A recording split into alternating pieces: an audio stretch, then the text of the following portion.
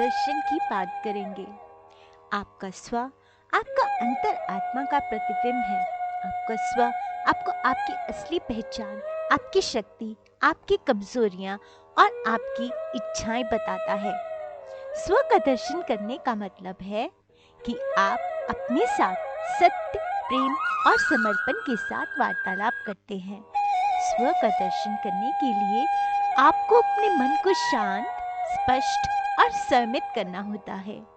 आपको अपनी सांसों, अपनी धड़कनों और अपनी भावनाओं, अपनी सोच, अपनी क्रियाओं पर ध्यान केंद्रित करना होगा। स्व का दर्शन करने से आपको अपने भगवान की महिमा, कृपा, प्रेम, सहायता, मार्गदर्शन, सुख, शांति, हर्ष, प्रसन्नता, संतुष्टि, मुक्ति का अनुभव होगा। स्व को जानने पर हमें क्या मिलेगा? ये एक ऐसा प्रश्न है जिसका उत्तर हर किसी के लिए अलग अलग भी हो सकता है।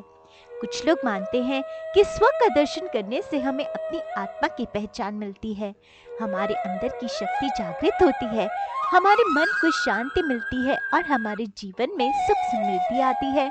कुछ लोग मानते हैं कि स्व का दर्शन से हमें अपने कर्मों का परिणाम मिलता है, हमें अपने पूर्वजों, गुरुओं और परमेश्वर का आशीर्वाद मिलता है, हमें अपने सांसारिक मोह माया से मुक्ति मिलती है और हमें मोक्ष प्राप्त होता है।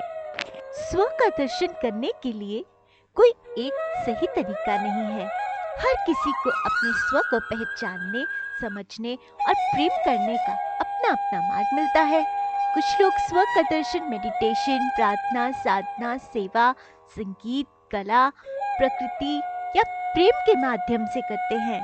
स्व का दर्शन करने की प्रक्रिया में हमें स्व समर्पण, स्व विकास, स्व सहायता, स्व संबल, स्व सम्मान, स्व संतुष्टि, स्व संयम, स्व संकल्प, स्व संघर्ष, स्व संप्रहार, स्व संप्रेम, स्व संप्रीति, स्व स्वप्रोत्साहन, स्व संप्रोत्साहित रहने की आवश्यकता होती है। लेकिन स्व का दर्शन करने पर हमें अपने स्व के साथ ही अन्य के स्व का भी सम्मान करना चाहिए। हमें अपने स्व को अन्य से तुलना नहीं करनी चाहिए, बल्कि अपने स्व को अन्य के संयोग में लगाना चाहिए। हमें अपने स्व को अन्य से प्रतिस्पर्धा नहीं करना चाहिए। हमें अन्य के स्व का विरोध नहीं करना चाहिए, बल्कि अपने स्व को और अन्य के स्व में समता लानी चाहिए। और अंत में आइए अपने स्व को परमेश्वर से वार्ता में लगाकर उनसे यही प्रार्थना करें। हे अवधनाथ, ब्रजनाथ तुम्हारा सदा सदा मैं दास रहूं। जहाँ जहाँ पर जन्मूं जग में पद पंकज के पास रहूं। मणि पर्वतिया गोवर्धन का तृण तरु मूल बना देना। वृंदावन या प्रमोद वन का पत्ता फूल बना देना। सरिता या सरजू का लंती का एक कूल बना देना। अवध भूमि या ब्रज भूमि के पथ की धूल बना देना। बने धनुष और बंसी जिनसे बनकर ऐसा बांस रहूं।